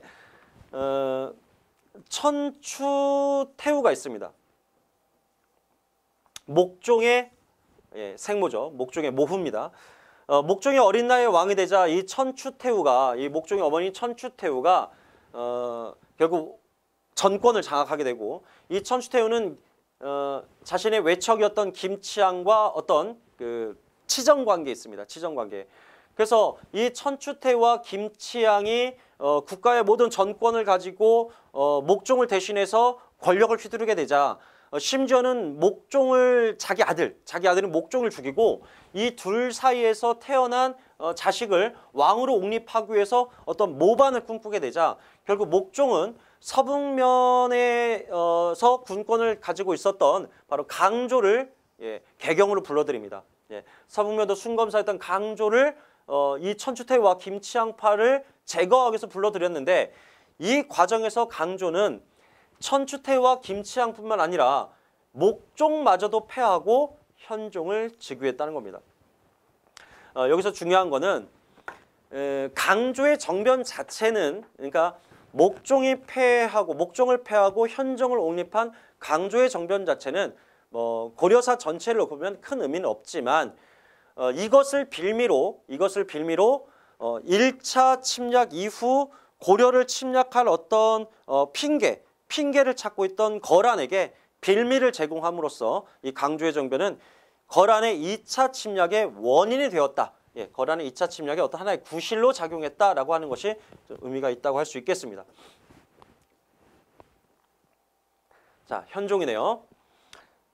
현종은 성종 때 시작된 지방행정 조직이 완성되는 시장입니다. 완성되는 시점. 지방제도의 어떤 완성의 시점이다. 고려는 지방행정 조직이 크게 5도와 양계로 완성이 돼요. 5도와 양계. 근데 그 이전에는 사실 지방의 관리를 아까 성종 이전에는 파견하지 못했었죠. 기껏해야 세금을 부과하는 세금을 걷는 관리, 뭐 금유, 조장 뭐 이러한 사람들이 파견됐고요. 또 걷어진 세금을 중앙으로 가지고 오는 전운사라는 관리 정도만 이제 파견이 됐었는데 성종 때 12목의 관리를 파견하기 시작해서 이제 현종 때에 오게 되면 5도 양계가 성립이 됩니다. 5도는 일반 행정구역이고요. 이런 일반 행정구역의 책임자를 안찰사라고 합니다. 그러니까 안찰사가 파견이 되죠. 이 안찰사는 조선시대로 가면 이제 관찰사가 되죠. 관찰사. 안찰사는 임기가 6개월이고요. 임기가 6개월이고 자기가 맡은 바 어떤 일정한 거주지가 없습니다. 그러니까 책임 구역이 딱 정해져 있지 않죠. 그러니까 예를 들어서 조선시대 관찰사는 근무지가 정해져 있어요. 그러니까 평안도 그러면 평양, 거기에 이제 가명이라는 걸 설치하는데 고려의 안찰사는 그게 없다는 거죠. 자기가 책임져야 될 이 도를 순행하면서 그러니까 돌아다니는 거예요. 6개월 동안 순시하면서 지방을 지방 관리를 감독하거나 그 지역의 문제점을 해결하는 그런 관리라고 볼 수가 있고요. 또 조선시대에 행해졌던 이런 상피제의 적용을 또 받지 않았다. 이게 이제 특징이라고 할 수 있습니다. 양계는 군사행정 중심이죠. 물론 이와 관련된 것은 바로 좀 이따가 지방행정 조직을 할 때 또 얘기하겠지만 이 5도와 양계라고 하는 이런 이원적인 지방행정 조직이 완성된 것이 현종 때라고 볼 수 있습니다. 또한 현종 때는 이런 5도 양계뿐만 아니라 바로 사도부 그리고 팔목 전체적으로 얘기하면 5도 양계, 사도부, 팔목을 이제 완성시킨 건데요. 이 도호부라는 건 원래 군사 요충지에 설치됐던 특별행정구역이죠. 특별행정구역. 훗날 5도호부로 이제 확대가 되고요. 또 12목은 성종 때 설치됐던 지방행정의 중심지였는데 그것을 8개로 8목으로 바꾸게 됩니다. 자, 또한 현종 때 마련된 사회제도를 보시면 주현공거법, 조심하셔야 될 것은 주현공부법하고는 구분을 하셔야 된다는 거예요. 주현공부법은 주현 단위로, 마을 단위로 공납을 부과하는 그런 제도였고 주현공거법은 향리 자식도 과거를 응시할 수 있는 자격을 법적으로 보장한 것. 그게 주현공거법입니다. 따라서 나중에 향리의 자식들이 과거를 통해 중앙관리로 많이 진출했고요. 그들이 고려 말에 신진사대부가 된다라는 것은 아까 처음 시작할 때 제가 말씀드렸습니다. 면군급고법, 면군급고법. 면군, 말 그대로 군대를 면제시켜주는 겁니다. 군대를 면제시켜준다. 70세 이상의 늙은 부모가 있을 때, 노부모가 있을 때 그 부모를 봉양하기 위해서 그 자식에게 군역을 면제시켜주는 걸 면군급고법. 자, 그다음 주창수련법. 주창은 각 주마다 있는 창고입니다. 창고, 큰 창고. 창고를 놓고 창고를 마련하고 어떤 유사시에 한마디로 흉년이라든가 이런 유사시에 어떤 재앙이 닥쳤을 때 백성들을 빈민을 구제하는 어떤 제도. 각 주에 창고를 마련하고 흉년이 들면 빈민을 구제한다. 그러니까 상시적으로 시행됐던 빈민구제제도는 의창이고 의창. 그리고 이런 흉년과 같은 유사시를 대비해서 운영했던 게 주창이다. 주창. 좀 구분하셔야 되겠죠. 자, 그다음 7대실록. 7대실록은 태조부터 바로 목종까지. 태조부터 목종까지 거란 침략 때 그 역사서가 모두 불에 타버려서 다시 편찬한 게 현종 때 7대실록입니다. 자, 다시 말씀드릴게요. 거란 침략 때 소실된 불에 타버린 역사서를 다시 태조부터 목종까지를 다시 편찬한 게 7대실록이다. 또 거란 침략 후 전후 복구 과정에서 개경의 외성인 나성을 축조했다. 나성. 자, 거란의 3차 침략이 있었죠. 현종 때. 거란의 3차 침략을 막아낸 후에 수도인 개경을 보호하기 위해 그 주변에 개경의 외성을 쌓은 적이 있는데 그걸 나성이라 부릅니다. 나성. 고려의 천리장성이 축조되는 시기와 거의 같죠. 그리고 바로 성종 때 폐지됐던 연등회와 팔관회가 바로 현종 때 와서 다시 부활했습니다. 자, 이제 고려의 모든 제도의 완성 시점, 특히 지방조직의 완성은 아까 현종 때였는데 정치제도의 완성, 세부적인 사회제도가 완벽하게 정비되는 시점은 문종이라고 볼 수 있습니다. 전성기죠. 고려 최고의 황금기, 전성기라고 볼 수가 있죠. 자, 마지막 전식과인 경정전식과가 마련됐습니다. 경정전식과. 경정전식과는 현직 관료에게만 줍니다. 곧 산관에게는 주지 않는다. 자, 산관 아까 말씀드린 것처럼 퇴직 관리가 될 수도 있고요. 그리고 품계는 있으나 실직을 갖지 못한 어떤 동정직 관리들이라고 볼 수 있습니다. 또 5품 이상 관리에게는 세습이 가능한 토지인 공음전을 주었기 때문에 공음전식과가 지급된 시점으로 볼 수가 있고요. 그 밖에 나머지 한외과가 소멸했다. 그 밖에 별사전, 별정전식과를 마련했다. 이러한 것들이 경정전식과의 특징입니다. 삼원신수법. 3명의 관원이, 세 명의 관원이 바로 신수, 그러니까 어떤 죄수가 이제 우리가 수인, 죄수를 뜻하죠. 어떤 피의자, 죄를 저지른 사람을 신문하고 재판할 때는 적어도 공정성을 기하기 위해서 3명의 관리가 모두 입회해야 된다라고 하는 것이 바로 삼원신수법입니다. 뿐만 아니라 고려에는 재판을 3번까지 사형과 관련된 아주 중형 같은 경우는 공정을 기하기 위해 3번까지 재판하는 3심제가 있기도 합니다. 이것은 조선시대에는 최종적으로 그 3심을 마지막에 의금부에서 보기 때문에 금부삼보법이라고 부르기도 하죠. 자, 녹봉제. 녹봉이라고 하는 것은 관리들에게 대가를 줄 때 세금을 거둘 수 있는 권리인 수조권을 주는 것은 이제 토지를 분급하는 거고, 전식과 같은 거요. 이거 말고 봄과 가을에 걸쳐서 관리들에게 현물, 곡식으로 직접 주는 것을 이제 녹봉이라고 하는데, 녹봉을 받아야 할 관리에게는 그 징표로 녹패를 줍니다. 그러니까 녹패를 받은 관리들은 1년에 2번씩 좌창이라는 곳에 가서 쌀이나 곡식이나 배, 비단 등을 이제 지급받는 것이죠. 특히 이 녹봉제는 무신 정권 이후 전시과 제도가 붕괴하면서 아주 잠깐 녹과전이라는 토지제도가 있었다가 녹과전이 폐지되고 이제 녹봉제만 남게 되죠. 그래서 녹봉제는 고려 무신 정권 이후에 주로 관리들에게 월급을 지급하는 방식이었다. 1년에 2번 지급합니다. 기인선사법, 아까 말씀드렸습니다. 고려 초기의 기인제도는 호족의 자식을 중앙으로 불려들여 인질로 삼는 거지만 이 기인선상법에서는 인질적 성격이 사라진 것이다. 30에서 40대의 인물 한 명이 지방의 향리가 중앙으로 와서 그 업무를 보도록 하는 것이죠. 자, 동서 대비 원, 예, 개경에 2개, 예, 동쪽과 서쪽에 2개의 병원을 둔 거죠. 의료기관입니다. 의료기관. 빈민구율기관인 대비원을 개경의 동서에 설치했기 때문에 동서 대비원이라고 부르죠. 자, 남경. 아까 말씀드렸죠. 고려 전기에는 개경, 서경, 경주인 동경, 그리고 문종 때부터는 동경이 빠지고 바로 남경. 여기서 이 남경은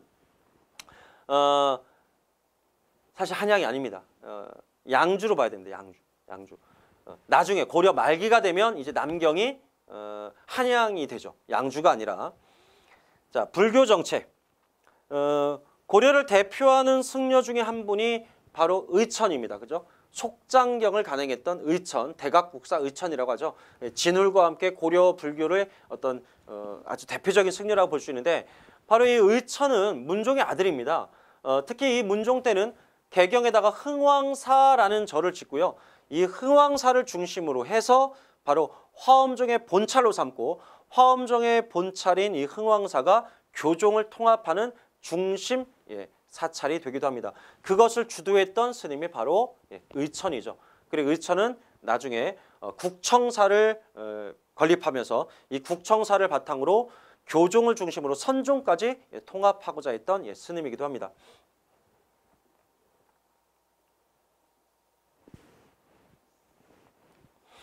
자, 지금까지 태조부터 문종까지 국가의 기틀이 마련되는 순차적으로 마련되는 이제 과정을 보았습니다. 그럼 이제 분야별로 중앙정치제도, 지방행정조직, 군사제도를 한번 살펴보도록 하겠습니다.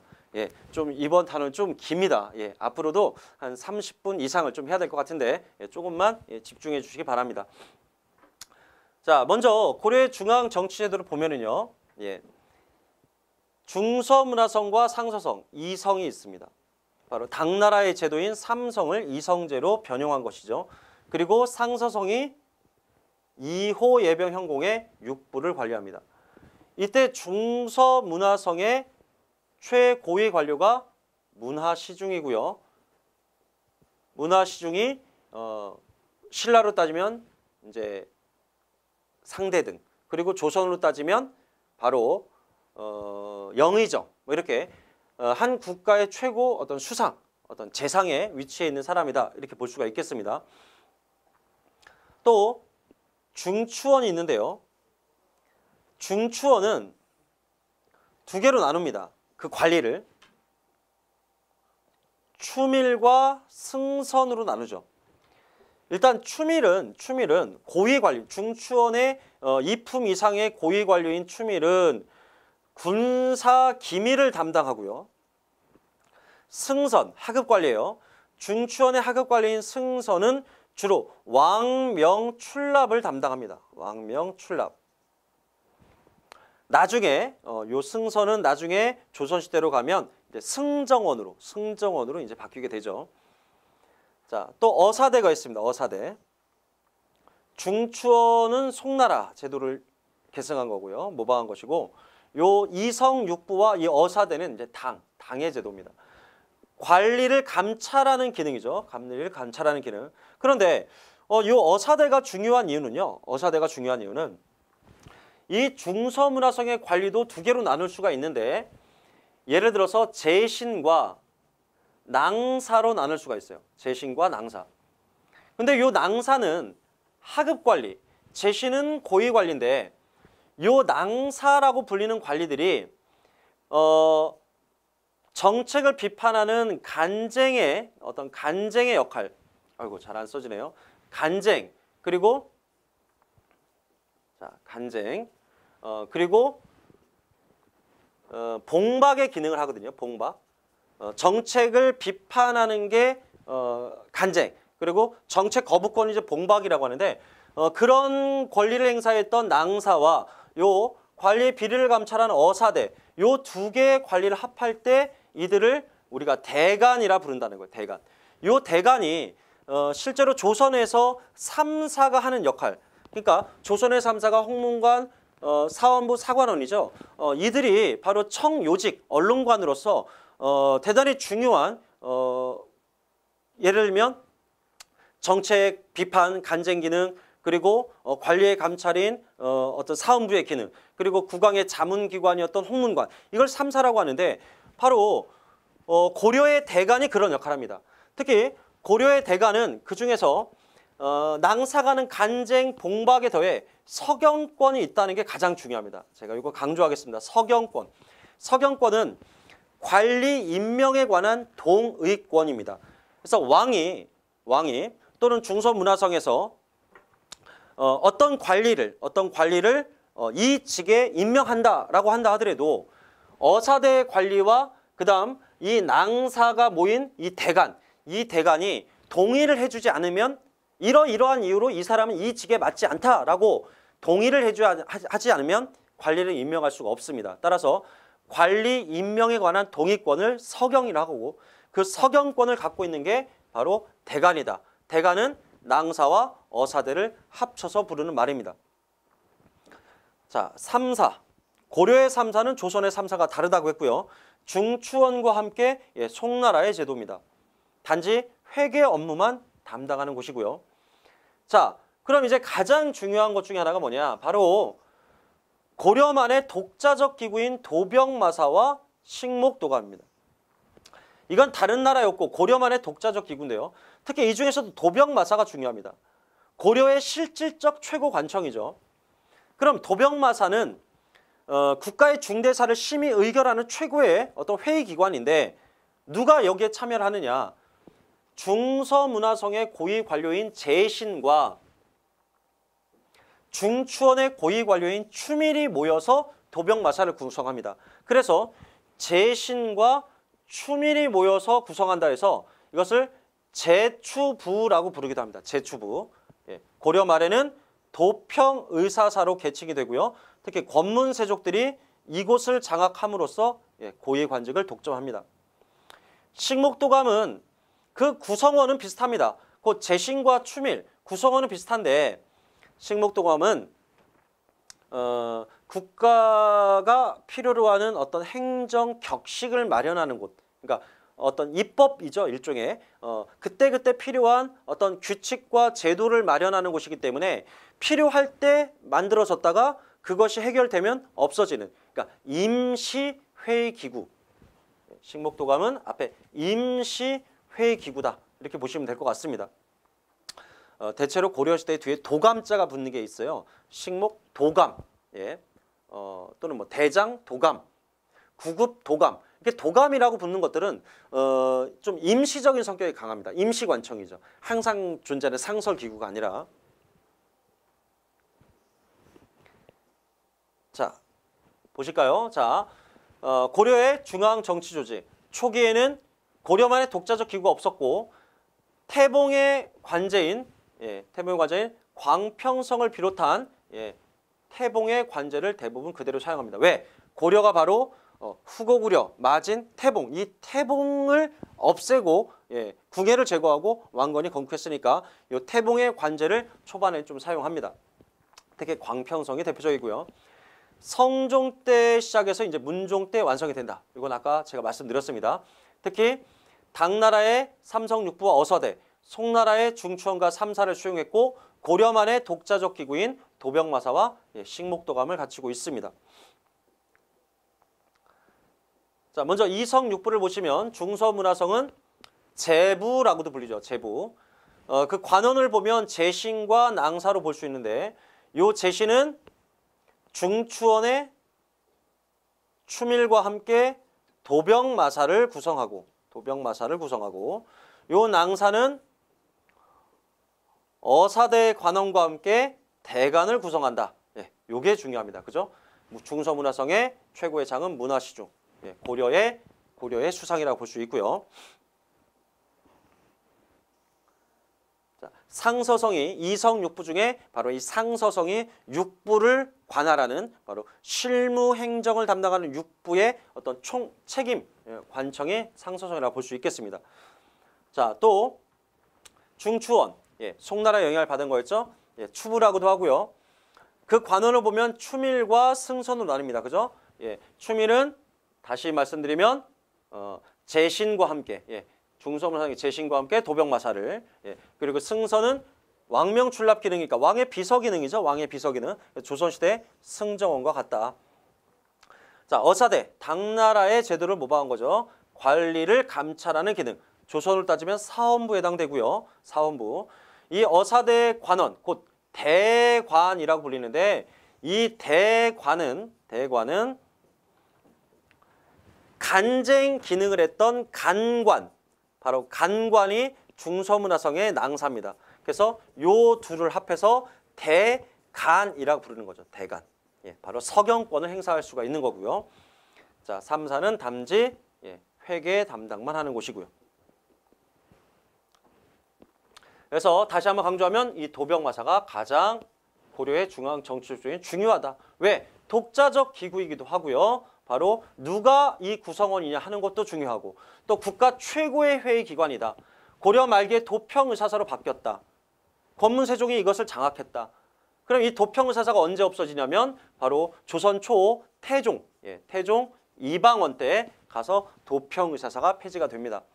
식목도가 하면 도병마사가 유사하지만 격이 조금 떨어지고요. 예, 법의 제정, 시행 규칙을 마련하는 기관으로서 약간 임시기구의 임시회의기구의 특징이 있다. 예, 대간 강조합니다. 조선의 3사와 유사하다. 예, 그 내용은 아까 다 말씀드렸으니까 예, 넘어가는데 이 중에서 가장 중요한 것이 바로 대간의 기능 중에 가장 중요한 것이 요 서경권이라는 것. 예, 다시 한번 강조드립니다. 자, 기타, 예, 고려의 기타 중앙 관청을 보시면, 예, 한림원, 흔히 예문관, 예문관이라고 불리는데, 왕의 교지나 교서, 그리고 외교문서를 주로 담당하는 곳이고요. 춘추관은 조선시대도 존재하죠. 예, 바로 역사서를 담당하는 곳. 특히, 실록을 편찬할 때 이 춘추관 안에 예, 바로 실록청이라는 임시관청을 마련해서 예, 역사서를 편찬합니다. 보문각, 예, 보문각은 경연과 장서를 담당한다 되는데 경연을 담당한다는 측면에서는 이제 조선 시대로 따지면 홍문관과 유사하죠. 홍문관. 예. 홍문관이 바로 왕과 신하들이 모여서 국가의 정책을 토론하고 논의했던 학술 토론했던 바로 경연을 담당하는 곳이 바로 홍문관이었기 때문에 예, 고려의 보문각의 요 기능 면에서는 같다. 하지만 장서를 담당한다. 그러니까 도서 담당 기관은 예를 들어서 왕실과 관련된 어떤 도서를 관리하는 곳은 정조 때 마련된 규장각이죠. 규장각과 좀 유사하다고 볼 수도 있습니다. 예, 천문관측기구로는 사천대. 예, 조선에서 이걸 관상감이라고도 하죠. 자, 이제 중앙정치조직 끝났고요. 지방행정조직입니다. 지방행정제도는 성종 때 마련되기 시작해서 바로 현종 때 거의 완성이 된다고 봐야 됩니다. 초반이었던 예, 건국 초기였던 태조와 경종 때는 지방관을 파견되지 않았다. 지방 호족들에게 자치를 허용했다. 단 국가를 유지하기 위해 가장 필요했던 바로 세금을 걷는 관리, 금유, 조장을 파견했고요. 그렇게 걷어들인 세금을 중앙으로 운반하는 전운사를 파견하긴 했지만 각 지역의 행정을 담당하는 관리를 처음 파견한 건 바로 성종 때 12목이 설치되면서 예, 최승로의 건의였죠. 현종 때 와서는 예, 이건 아까 했으니까 간단히 할까요? 5도 양계, 예, 일반 행정구역인 5도와 군사행정구역인 양계로 구분이 됐습니다. 또 3경, 예, 3경, 개경, 서경, 그리고 동경이죠. 개경, 서경, 동경 그리고 뒤에는 이게 남경이 된다고 했습니다. 문족 때는. 자, 삼경이 마련됐고 그다음에 도호부, 예, 군사 요충지에 설치했던 도호부, 예, 4개였다가 5개가 됐습니다. 또 12목이 다시 8목이 되었고요. 자, 또한 예종 때는 간무를 파견했다 그러는데 간무는 비정규직 수령, 즉 속현은 지방관이 파견되지 않은 군 또는 현이죠. 그러니까 지방관이 모든 곳에 파견되지 못했어요. 고려시대는. 군과 현 중에 지방관이 파견된 것은 주현 또는 주군이라고 하고요. 그렇지 않은 지방관이 없는 곳을 속현, 속군이라고 하는데 이런 곳은 원래 향리들이 담당을 했죠. 향리가 실적 책임자인데 지방관이 없다 보니까 백성들의 유민화, 그러니까 백성들이 그것을 벗어나서 도망 다니는 경우, 떠도는 경우가 많았기 때문에 그들을 통제할 목적으로 어떤 비정규 수령을 파견한 적이 있는데 그들을 간무라고 합니다. 간무. 예. 이거는 이제 임시 방편인 거죠. 임시 방편.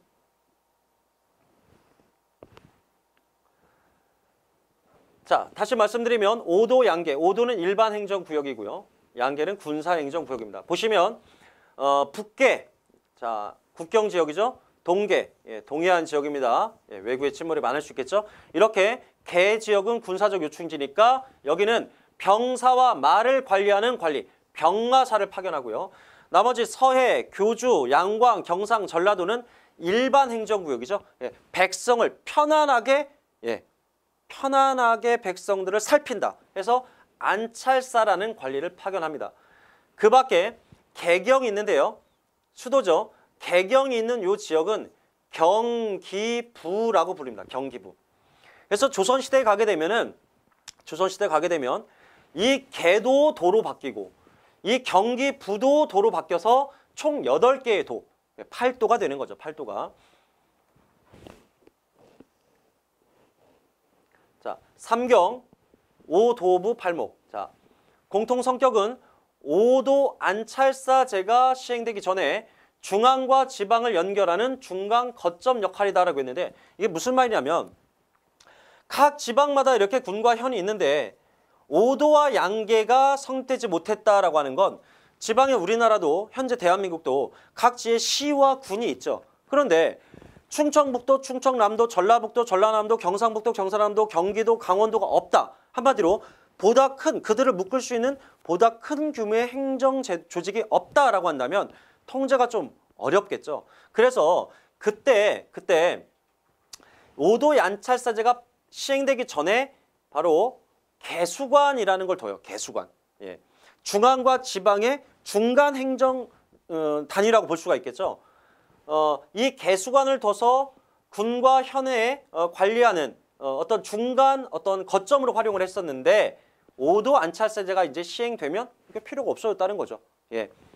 따라서 오도 양계가 확립되면 점차 도부와 팔목의 기능은 점차 약화된다고 볼 수 있겠습니다.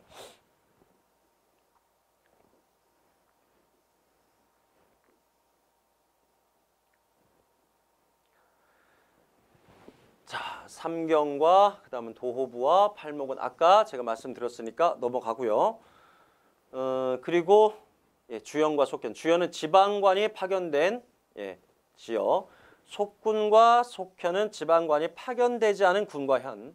이곳은 향리가 실질적 책임자다. 따라서 향리는 고려의 향리와 조선의 향리를 놓고 보면 고려의 향리가 훨씬 더 권한이 강하다라고 볼 수 있어요. 왜냐하면 조선시대는 모든 곳에 지방관이 파견되니까 향리는 단지 수령의 감독을 받는 그냥 실무자에 불과하지만 고려시대의 향리는 지방관이 파견되지 않은 속현과 속군이 주현보다 훨씬 많았죠. 주현보다 훨씬 속군과 속현이 많았으니까 실질적 지방의 책임자가 고려시대는 향리였기 때문에 고려의 향리가 조선의 향리보다 권한이 강하다 이렇게 볼 수 있겠습니다. 이런 향리들의 조직을 읍사조직이라고 하는데요. 이 읍사의 책임자를 최고직을 호장이라고 하는 겁니다. 호장. 따라서 지방에서 그 지역의 어떤 사업을 진행하기 위해서 중앙에서 그 경비를 주는 게 아니기 때문에 그 지역의 행정 업무를 보는 데 필요한 경비를 조달하라라는 의미에서 국가는 공회전을 지급하기도 합니다. 공회전. 지방관청의 경비 조달을 위한 토지. 그 공회전이라고 보시면 되겠죠. 자, 이제 가장 말단 지역에는 이제 촌이 있어요. 촌. 군과 현의 가장 말단 지역에는 촌. 자연 촌락 몇 개를 모아서 이제 행정촌이라고 하고, 이거는 이제 통일신라 때도 마찬가지였었고요. 그리고 조선 시대로 오면은 이제 군과 현 밑에는 면과 리라는 보다 세부적인 이제 행정 조직이 마련되기도 합니다. 자, 향소부곡. 자, 이건 별표하겠습니다. 향소부곡. 고려의 특별 행정구역이죠. 향과 부곡은 삼국시대부터 존재해 왔어요. 특히 통일신라 시대에는 그 존재가 뚜렷하죠. 향과 부곡은 주로 농업에 종사하는 특별 행정구역입니다. 금방 말씀드린 것처럼 삼국시대부터 존재해 왔고요. 이 소는 고려시대에 와서 처음 등장했습니다. 집단 수공업 촌락입니다. 농사를 짓는 게 아니라 국가가 필요한 특정 물품을 지정해주면 그것을 집단적으로 생산해서 국가에 납품하는 그러한 역할을 하는 것이 소죠. 따라서 이 향부곡 소의 주민은요, 거주 이전의 자유가 없습니다. 자, 거주 이전의 자유가 없어요. 법적으로 신분은 양인이지만 평민이지만 일반 군현에 비해서 어떻습니까? 세금의 부담도 크고 거주 이전의 자유가 없다는 건 천민 취급을 당했던 거죠. 조심하셔야 될 것은 양인이지만, 법적으로 신분은 양인이지만 천민 취급을 당했다는 거예요. 이것은 조선시대의 실양 역천과 유사하다고 볼 수 있겠죠. 신분상 양인이지만 하는 일이 천했기 때문에 천민 취급을 당했던 실양 역천과 좀 유사하다고 볼 수 있겠습니다. 따라서 이들의 불만이 크겠죠. 그래서 이들은 자신들에 대한 차별을 좀 완화해달라, 폐지해달라라는 요구를 하게 되고요. 가장 대표적인 게 공주 명학소에서 일어난 망소의 난이 이제 가장 대표적이라고 볼 수 있어요. 그래서 특히 무신 정권 때는요, 이런 소에 대한 차별이 일부 완화돼서 일반 군현으로 승격되는 경우가 아주 일부 있긴 했습니다. 예를 들면 다인철소, 충주의 다인철소 같은 경우는 익안현으로, 그다음에 이 명학소 같은 경우는 이 망소위를 좀 달래기 위해서 충순현으로 이렇게 소가 일반 군과 현으로 승격되는 경우도 있지만 그것은 아주 어떤 특수한 사례에 해당된다고 볼 수 있겠습니다. 자, 이제 마지막입니다. 자, 마지막 군사제도. 고려의 군사제도. 일단 기본적으로 농병일치를 원칙으로 한다. 바로 부병제죠, 부병제. 기본적으로 조용조라는 당나라의 어떤 조세 제도가 있는데, 기본적으로 이제 균전이라고 해서 백성들의 토지 소유를 토지를 분급하게 되고, 이렇게 토지를 국가가 주었으니까 토지를 주고 안정적으로 백성들이 농사를 지을 수 있게 해준 대가로 백성들은 국가의 군역의 의무를 진다. 그러니까 의무적으로 군역을 담당한다. 현재 대한민국 이 청년들이 의무적으로 병역의 의무를 담당하는 것, 그것도 일종의 부병제라고 볼 수 있겠습니다. 자, 농병일치, 바로 부병제였고요. 중앙군은 대체로 세습군인으로서 군인전을 지급한다. 우리가 고려시대에 군반시족이라는 게 있어요. 군반시족. 대대로 군인 가문으로서 직업군이죠. 월급을 받는 직업군인으로 중앙군을 주로 구성하는 게 군반시족인데, 이 군반시족제는 점점 이제 고려 중후반으로 가면서 사라지고 대체로는 이제 농민병으로 구성이 되죠. 자, 중앙군, 당연히 중앙군은 가장 중요해요, 그죠? 국가에서 가장 중요한 게 이제 수도와 궁궐이겠죠. 그래서 2군과 6위로 나뉘는데, 먼저 2군이 가장 중요한 왕의 친위군이죠. 응양군과 용호군이 있는데 그중에 응양군을 더 중시 여기고요. 다만 아까 문관보다 무신을 차별했었죠. 무신을 문관에 비해서 좀 차별을 했었는데, 그래서 무신 중 최고의 관품이 정삼품밖에 되지 않습니다. 상장군이 정삼품. 그러니까 종 2품부터 정 1품까지는 문신만이 할 수 있는 거죠. 하지만 어쨌든 응양군의 상장군이 고려 최고의 이제 군인이라고 볼 수 있고요. 이 사람이 병부, 육부 중에 병부의 상서를 겸직할 뿐만 아니라 이 응양군의 상장군은 별칭으로 반주라고도 불려요. 반주. 무신들의 회의기관인 중방이 있는데 무신 회의기관인 중방을 운영하는 중방의 책임자라고 볼 수 있고요. 무신 정권 초반에 바로 이 중방이 최고의 회의기관이 된 적이 있습니다. 무신 정권 초반에. 어쨌든 이 2군과 6인은 그만큼 중요하니까 이곳에 근무하는 사람은 대부분 직업군인, 군반 시족으로 소속된 직업군입니다. 일부가 이제 농민군이고, 그래서 이들에게는 군인전을 지급하죠. 군인전. 자, 반면에 지방군 같은 경우는 대부분이 농민병이에요. 농민병. 그러니까 의무적으로 군역을 담당하는 농민병들. 주현군과 주진군이 있는데 주현군은 5도, 일반 행정구역에는 5도의 군인이고요. 주진군은 군사적 요청 중인 양계입니다. 약간 성격이 다르겠죠. 그래서 주현군은 실제로 전쟁이 일어날 확률이 거의 없죠. 그래서 이곳은 예비군적 성격입니다. 평상시에 농사 짓다가 일정 기간에 훈련을 받는 그런 예비군적 성격이 있고, 반면에 주진군은 항상 싸울 준비가 되어 있어야 돼, 그죠? 언제 적이 쳐들어올지 모르니까. 따라서 중앙의 직업군인 갑사라고도 하는데 이 중앙군이 일부 이 양계 지역에 파견이 나오기도 하고요.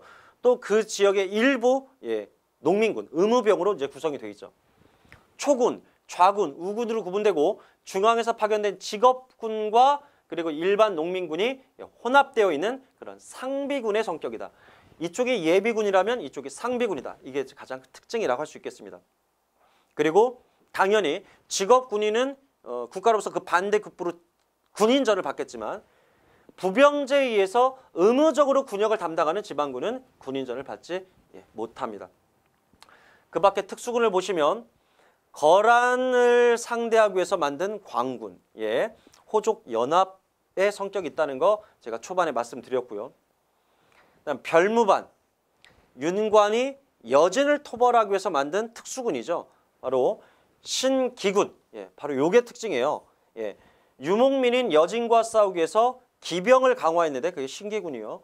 그 다음에 신보군, 그리고 승려로 구성된 항마군. 이걸 바탕으로 윤관이 동북지방의 여진을 토벌하고 동북 구성을 축조하기도 했었죠. 자, 그 밖에 이제 삼별초.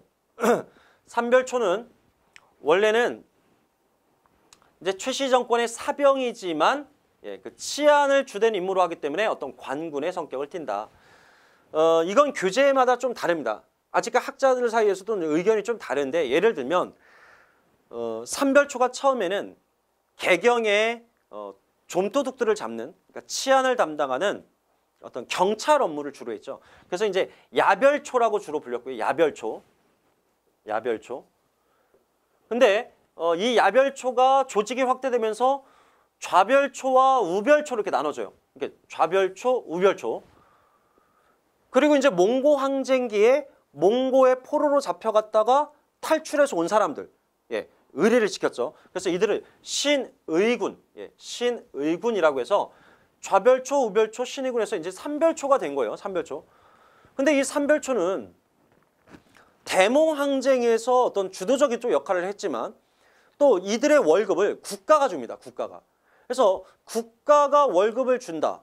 녹봉을 지급한다.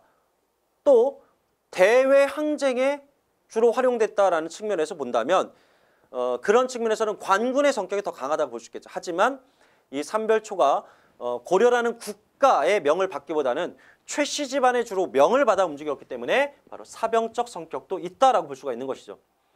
나중에 이제 무신 정권이 몰락하고 개경으로 환도를 했을 때 삼별초는 그걸 거부하고 강화도에서 진도에서 제주도로 옮겨가면서 끝까지 항전을 하기도 합니다.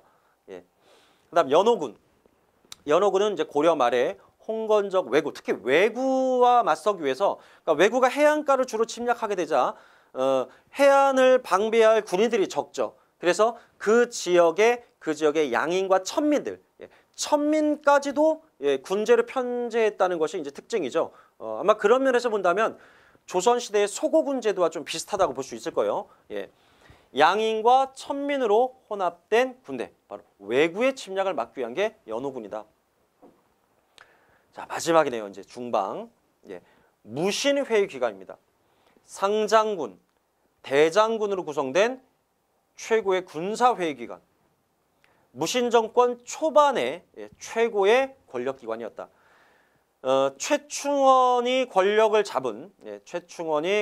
잡는 최씨 무신통치기로 가면, 최씨 집안의 무단통치기로 가면 교정도감이라는 최고 기관이 등장하기 때문에 중방의 역할은 끝나지만, 또 무신정권 이전에는 무신을 차별했기 때문에 중방이 유명무실하지만 아주 잠깐 무신정권 초반에 정중부부터 경대승까지는 중방이 최고 기관이었고, 응양군의 상장군이 중방의 최고 책임자였다는 것, 아까 말씀드렸습니다.